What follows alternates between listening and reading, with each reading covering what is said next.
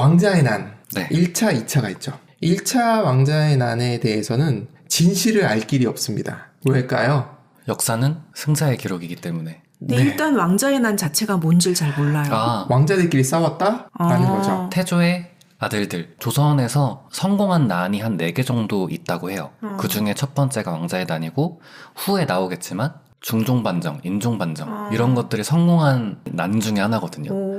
그 첫 번째기도 하고 그래서 태조의 아들들이 싸운 내용이 왕자의 난입니다. 네. 가계도를 잠깐 얘기하면 이성계의 첫째 부인이 있었고 둘째 부인이 있었습니다. 첫째 부인의 아들이 많았어요. 근데 첫째 죽고 막내도 죽고 넷 남아있습니다. 그리고 공주 둘, 그리고 둘째 부인 신덕왕후 강씨한테는 아들 둘, 딸 하나. 경처, 향처 이렇게 불러요. 향처는 이성계가 원래 있었던 지역에서 결혼했던 부인, 경처는 서울 경자에서 결혼한 부인. 후궁이 아니고 둘 다 정비입니다. 첫째 아닙니다. 부인 살아있을 때. 조선 개국은 첫째 부인이 돌아가신 다음에 개국됩니다. 그래서 네. 그래서 첫째 부인은 왕비라는 칭호를 받지 못했어요. 나중에 추존해 준 거지 원래는 못 받았습니다. 파는 어떻게 나눠지느냐 하면 이성계의 첫째 부인의 네 아들이 한 파, 그리고 나머지. 그런데 중도라고 할 수 있는 사람들이 있어요. 이 사람들은 반 정도 전파예요. 이렇게 셋으로 나누어져 있는데 첫째 부인의 아들, 그 중에 방원이 앞장을 섰고 둘째 부인의 아들들을 싹 죽입니다. 플러스 정도전까지. 네, 사실은 타겟은 정도전입니다. 지난 편에서 이방원이 계속해서 정도전을 타겟팅을 하잖아요. 그래서 명나라 황제까지 끌어들여가지고 타겟팅을 시키잖아요. 물론 책에서는 마일드하게 아버지를 적으로 돌릴 수 없으니 정도전을 적으로 돌린다라고 얘기하는데 제가 봤을 때는 처음부터 끝까지 적은 정도전이다 라고 저는 봐요. 그래서 반 정도전파가 쉽게 붙었다라고 저는 해석을 합니다. 실록에 있는 내용을 먼저 따라가 보도록 하겠습니다. 이성계가 아파요. 나 아프니까 병문안 와라 라고 아들들과 이성계의 이복동생 이화라는 사람이 있어요. 이 사람 계속 나와요. 사위 이재라고 있는데 여기는 두 번째 부인의 딸의 남편이에요. 둘째 부인의 딸이 첫째예요. 네. 그래서 나이가 좀 있어요. 요렇게가 불려 들어갑니다. 근데 처음부터 막바로 이성계를 만나러 가는 건 아니고 대기실이 있어요. 유럽의 궁을 가면 접견실에서 지쳤을 때쯤 황제를 만나거든요. 일부러 그렇다라고 얘기하던데 그런 느낌. 대기실에 있습니다. 그런데 이때 정한군 이방원의 와이프가 나 아프니까 집으로 좀 와봐. 노비를 보냈어요. 이게 말이 되나? 편찮으신 시아버님이 불러서 갔어. 근데 며느리가 아프다고 다시 호출을 해?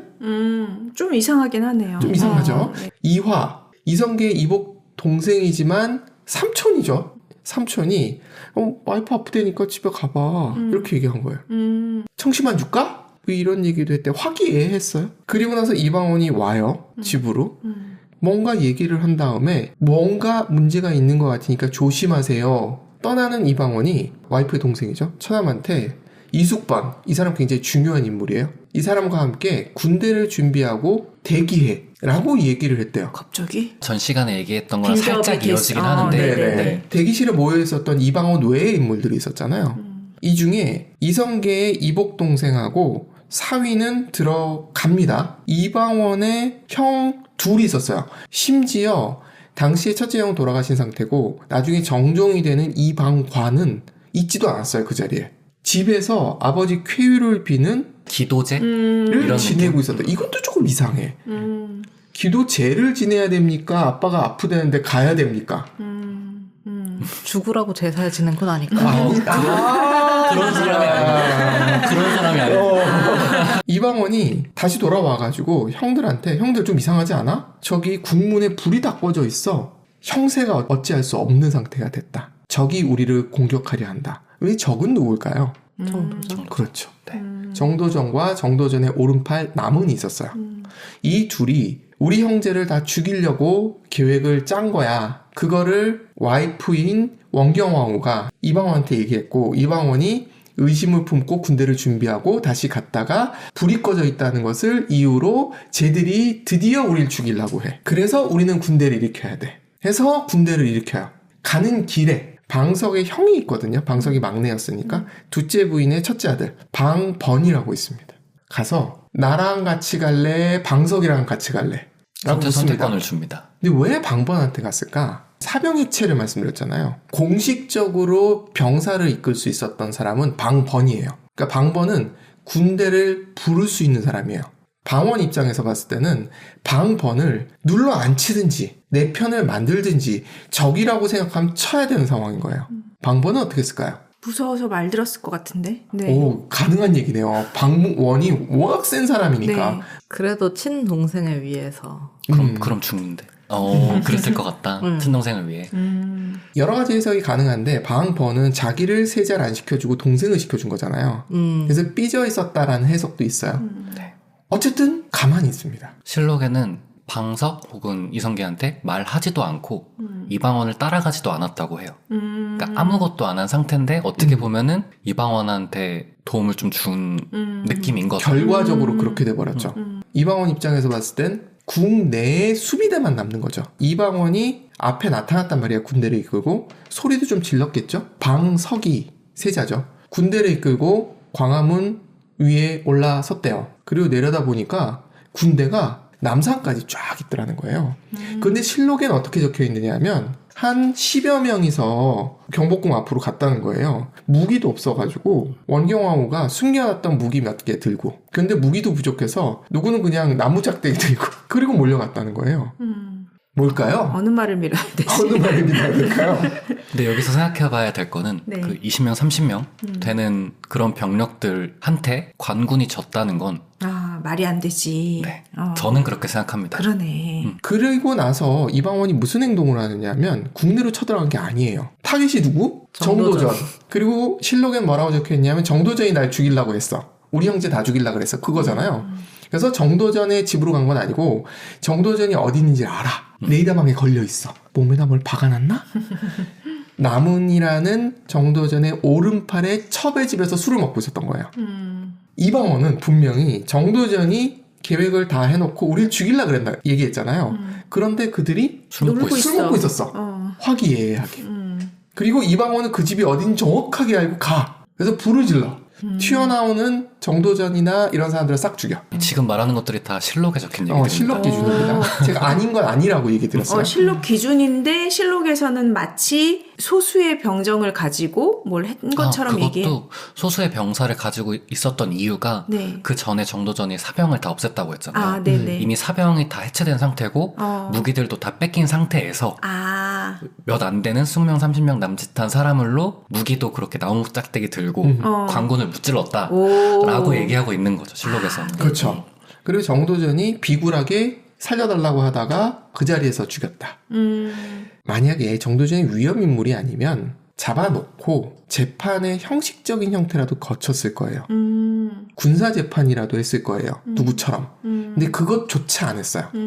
그냥 그 자리에서 어떻게 네가 왕자들을 죽이려고 그래? 있을 수 없었는데 그 자리에 칩니다. 그럼 이제 남은 건 뭐냐면 국내에요. 근데 방석이 남았잖아요. 방석을 없애야지 얘기가 이제 끝나는 거니까 들어가야 되는데 그 안에 지키는 군인들이 있었을 텐데 이들은 누구냐는 거예요. 이성계의 사병들이에요. 승진한 거죠.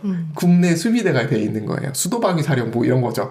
이렇게 지키고 있었던 거예요. 궁궐 내에 수비를 맡고 있었던 사람이 2명 있었어요. 조온이라는 사람과 박위라는 사람이에요.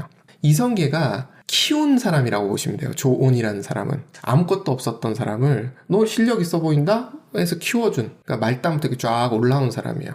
그리고 궁궐 수비를 맡고 있었어요. 이 사람은 항복, 박위는 그래서 어떤 건데 하고 오다가 죽어요. 조는 뭔가가 있었던 거예요. 앞편에서 말씀드렸던 순수의 시대에도 이 느낌을 줘요. 이미 내통이 돼 있었던 것 같다. 그렇다고 해서 이성계의 모든 사병들, 예전 사병들이 알고 있었던 것 같진 않다. 왜냐면 알았다면 이성계한테 들어갔겠지. 여태까지 왕자에 난 얘기를 하면서 한 번도 이성계에 대한 언급이 안 나오고 있잖아요. 물론 아프시겠지만 그래도 갑자기 이렇게 큰일이 나면은 나왔을 텐데 네. 아예 정보가 없었던 것 같아요. 이성계한테는. 그리고 나서 세자도 죽여요. 방석을 죽여요. 죽였다. 아침이 밝았어요. 한양의 밤이 끝났습니다. 이제 아버지를 만나러 가야죠. 세자를 패했습니다. 왜? 우리 형제를 죽이려고 했으니까. 정도전이랑 짜고. 이게 명분이잖아요. 이성계는 뭘 말을 할 수 없는 상황이 된 거예요. 그러네. 다 죽었잖아요. 자고 일어났더니 사실 관계도 파악이 안 되는 거죠. 혹시 상황에서. 된다고 하더라도 자기는 힘을 쓸 수 있는 게 아무것도 없으니까. 이성계도 알았을 거예요. 이방원이 그랬다는 걸. 근데 이방원이 장자가 세자가 돼야지요. 그러면서 재 지내고 계셨던 형 있죠? 방과가 세자가 돼야 된다고 얘기해버리는 거예요. 이성계가 할 말이 없지, 이렇게 돼버리면. 그보다 좋은 명분은 없으니까요. 그래서 재 지내시던 방과 형님께서는 갑자기 세자가 되십니다. 네가 하라면 뭐 그래 알았어 할게. 뒷수습 하라 할게. 이런 식으로 돼버려요. 여기가 실록에 있는 얘기예요. 구멍이 많죠. 그래서 얘기들이 많이 나오는 거예요. 분명한 건 이방원이 명분을 만들었을 거라는 생각은 해볼 수 있어요. 그리고 그게 거의 맞다라고 얘기하는 거고 빌드업 과정에서 마지막이었다. 저번 시간에 제가 사병혁파 얘기 드리면서 이건 어쩔 수 없는 이방원 입장에서 상황까지 온 거다. 이방원의 오른팔이 하륜입니다. 다음 편에 좀 자세히 설명드리겠습니다만 정도전을 되게 싫어해요. 그런데 이색 문화에서 같이 공부했던 친구야. 동경과 질투가 같이 있습니다. 정도를 누구보다 싫어하지만 정도전 같은 사람이 되고 싶어 했어요. 근데 실제는 나중에 그렇게 해요. 근데 좀 달랐던 건 세탁을 좀 안 하고 다녔다. 그러니까 정도진 입장에서 봤을 때 하륜이 이방원파라는 걸 알았나 봐요. 그래서 지방으로 좌천시킵니다. 정도전이 힘이 훨씬 셌으니까요. 그때는. 이성계한테 말하면 다 들어줬을 거 아니에요. 그래서 충청도 관찰사로 가기 전날 이방원 술자리를 없습니다. 실수인 척하면서. 그러면서 둘이서 조용히 밀담을 나누게 돼요. 옷을 갈아입으러 들어간 것을 따라 들어간 거죠. 누가 엎었다는 거죠? 하륜이. 그러니까 그때는 1인상 네네. 이렇게 앞에다가 1인상 술 채우잖아요. 받으러 이렇게 가고 이랬었을 거예요. 거기 갔다가 이제 어이쿠 하면서 이제 이방원의 옷에 다 술을 엎은 거죠. 그렇죠. 실록에 그대로 적혀 있는 내용이 뭐냐면 특별한 계책이 있느냐라는 이방원의 질문에 지금은 그런 건 없습니다. 그냥 밀어야 됩니다. 여기서 두 가지를 저는 생각했는데 하나는 하륜은 정도전과 달라요. 이성계는 무는 있었으나 무는 좀 약한 사람. 책사가 필요한 사람. 근데 이방원은 둘 다 되는 사람. 무도 되고 문도 되는 사람. 그러니까 머릿속에 책략은 다 있었을 거예요. 그러니까 그렇게 해왔겠죠. 하륜을 만나기 전부터 빌드업을 해왔으니까. 하륜은 결단하셔야 됩니다라는 얘기를 한 정도가 아닐까 라고 생각은 들어요. 그렇게 하고 갑니다. 하륜이. 그리고 나서 며칠 후에 이런 상황이 생긴 거예요. 하륜은 있었다는 말도 있고 없었다는 말도 있어요. 한양에. 실록에는 하륜이 있었다라는 얘기는 없습니다. 그런데 그 당시에 도성 공사를 하고 있었는데 그 책임자가 하륜이었대요. 그래서 관찰사지만 안 갔다라는 말도 있어요. 이거는 그래서 알 수 없다. 알 수 라고 없습니다. 이야기를 합니다. 자, 그래서 하나씩 따져볼게요. 첫 번째, 이성계가 아팠다 안 아팠다? 진짜 아팠던 걸까? 여기서부터 사람들이 물음표를 던져요. 왜죠? 왜냐하면 하나도 믿을 수 없으니까. 실록엔 그렇게 써있지만. 하지만 아프지 않았던 게 아닐까? 그런데 이방원이 상황을 만들기 위해서 그랬던 게 아닐까? 근데 전 아팠다고 봐요. 저도 아팠다고 생각합니다. 안 아팠으면. 가만히 있지 않았을 것 같거든요. 그러니까. 네. 방석 세자가 이방원이 밖에서 그러는 거 알고 있을 때, 군대를 이끌고 나갔을 때 이성계가 가만히 있지 않았을 거예요. 안 아팠을 거라고 얘기하는 사람은 이성계가 죽을 때까지 잔병치레를 거의 안 해요. 그래도 60 넘었으니까 노화는 있었을 거야. 뭐 이런 얘기들이 오고 가는데 아프지 않았을까? 근데 생각해보니까 네. 이성계가 크게 그렇게 한 번씩 아플 때마다 일이 있죠. 피가 나네요. 정몽주가 죽었던 시점이 그런 시점이에요. 그때도 아팠어요? 네, 그때도 그땐 낙마였어요. 이성계가 말을 그렇게 잘 타고 말 타면서 활을 쏘는데 다 맞추는 말도 안 되는 조선 최고의 신궁으로 알려졌던 사람이에요. 그거는 모든 사람이 다 인정했더라고요. 그 정도 실력이 있었는데 말에서 떨어진 것도 좀 이상은 한데 아니 떨어진 건 맞나 봐요. 정몽주가 병문안을 갔다가 돌아오는 길에 이방원의 칼에 맞아 죽죠. 이방원이 그때부터 칼바람을. 그거는 네. 진짜 모릅니다. 네. 이성계가 아플 때마다 이방원이 이를 친다 이렇게 볼 수 있는 그거는 거고. 사실인 것 같습니다. 방과는 왜 빠졌나? 이 부분 아까 말씀드렸듯이 좀 이상해요. 그 중에 가장 맞은 방과인데 방우는 이미 사후니까. 그러면 방과를 빠뜨린 상태에서 정도전이 불렀다? 사실 정도전은 방과가 더 위험하다고 생각을 했었대요. 왜냐하면 군사력도 있고 무도 있기 때문에 제가 들고 일어나면 사실은 명분도 그렇잖아요. 장자인데 더 위험하다고 보고 정도전은 이방과를 더 견제했었단 말이 있거든요. 그렇다면 정도전 입장에서는 이방과가 반드시 참여해야죠. 이런 부분은 확실히 이방원이 말을 만든 거다 라고 볼 수밖에 없는. 이건 저도 물음표 크게 들긴 했어요. 그리고 원경하고 민씨, 이방원의 와이프가 호출을 왜 했지? 배경에 뭐가 있지? 근데 저는 여기서 궁금한 게 네. 그 이방원의 와이프는 네. 어떤 집안을 가지고 있나요? 집안 내력. 셉니다. 고려시대 정말. 건무적 출신이고 묘사되는 바로는 욕심이 있었다고 해요. 얘 이야기에 보면은 좀 권력욕도 있고 정치에 관심이 많고 그런 식으로 묘사가 되긴 합니다. 고려시대에는 여건이 굉장히 높았던 사회예요. 우린 자꾸는 조선시대를 생각하는데 얼마 안 된 거고요. 그 전의 모습을 생각해 봤을 때 원경하고 민씨는 이방원이 왕이 될 때까지 정말 뒤에서 거의 모든 일을 다 하는 사람이에요. 실제적인 참모 역할까지 하는 게 아니었나? 라는 추정을 해요. 근데 워낙에 뒤에 역사에는 그 말이 다 빠져 있으니까 알 수는 없습니다. 그거는 적혀 있어요. 그 원경화가 숨겨놓은 무기 몇 안 되는 그 무기를 내어줬다. 그거는 묘사가 확실히 실록에는 돼 있긴 합니다. 그리고 실록에는 허접한 군대, 방석이가 확인한 거는 남산까지 줄 서 있는 군대. 이건 또 무슨 일이야? 쉴드를 쳐주는 사람들 입장에서 봤을 때는 처음에는 20-30명이었을 것이다. 그런데 이방원이 미리 준비해둔 사람들이 있었다. 그 중에 대표적인 인물이 이숙번이에요. 이숙번은 하륜이 소개해준 사람입니다. 조선 1회 과거시험 급제자입니다. 그래서 굉장히 똑똑한 사람이에요. 그리고 야심도 있었던 것 같아요. 이방원을 만나자마자 네 형님 이렇게 돼버린 케이스인 것 같아요. 원래 지방에 있었는데 이 사람을 안산 쪽으로 끌어올려요. 군대를 지휘할 수 있는 사람인데. 그래서 출동할 수 있게 만들어놨는데 안산에서 한양이 가깝진 않습니다. 그렇다면 비행기 타고 오는 것도 아닌데 헬기를 타고 오는 것도 아닌데 저는 어떻게 보느냐면 이숙번을 비롯한 많은 예전 사병들까지 다 모였을 거라고 봐요. 이게 사병이 해체된 지 얼마 안 됐단 말이에요. 그럼 예전에 대장한테 대장이 부르면 갈까요? 안 갈까요? 가죠. 아직 가죠. 남아있으니까. 그래서 모였을 거예요. 횃불을 여기저기 켜서 사람이 많은 것처럼 보이게 했나? 라고 생각도 해봤는데 아닐 것 같은 거예요. 그건 아닐 것 같아요. 숫자로 압박해버렸을 것 같다. 그래서 방석도 손을 든 게 아닐까라는 생각을 하게 됩니다. 그리고 아까 말씀드렸듯이 방번은 이상해. 군대도 있고 뭘 해볼 수 있었는데. 너무 이해돼요. 그래요? 적장자는 똑같이 아니지만 내가 그래도 방석이보다 형인데 내가 아니고 내 동생? 물론 자기 행실도 잘못했겠지만 안 된 이유가 있었겠지만 그렇다고 해서 쫄래쫄래 이방원을 따라가는 것도 자존심이 상해. 근데 방석이도 밉고 이성계도 미워. 그래서 난 아무 말도 안 하겠습니다. 오늘 본 건 못 본 걸로 하겠습니다. 이렇게 말하지 않았을까? 그게 그 마음이 더 커서. 그러고 나서 어떻게 됐을까요? 이방번은 자객한테 칼 맞아 죽습니다. 자객입니다. 자객. 네, 공식적으로 죽인 게 아니에요. 지방으로 유배 보내는 비슷하게 이렇게 내보냈는데 그걸 자객을 보내가지고 그러니까 뒤처리를 확실하게 한 거죠. 그리고 신덕하고 강씨 두 번째 부인의 사위가 있었잖아요. 뒀을까요? 역시 제거합니다. 위험할 수 있다고 혹시 생각해요. 모르는 불씨. 이방원은 소방관을 했으면 잘했을 거예요. 꺼진 불도 다시 보자. 거의 철저합니다. 어디 지나가는 불씨, 아주 조그만 불씨까지 다. 깔끔한 성격입니다.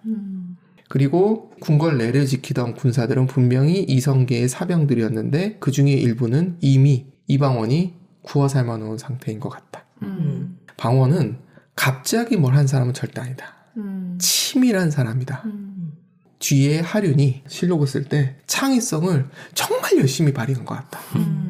한계는 있었다. 빈틈이 쓰다 너무 보니. 많죠.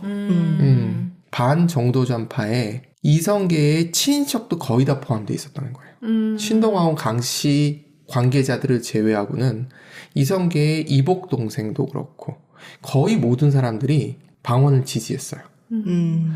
이런 말이 아주 핵심이었대요. 캐치프레이즈가 있어야 되지 않겠습니까? 그쵸. 조선이 이씨의 나라냐 정씨의 나라냐. 먹히죠. 좀 자극적이네. 아주 정말 현대에서 정치를 했어도 너무 잘했을 것 그렇죠. 같아요. SNS를 하셨어도 잘했을 것 같은 이방원이었습니다. 잘했다고 얘기는 못하겠어요. 이 이후의 문제는 저는 뭐라고 보냐면 구테타를 일으켜도 된다는 씨앗을 뿌린 거예요. 말씀드렸죠. 조선의 유명한 성공한 난이 4개.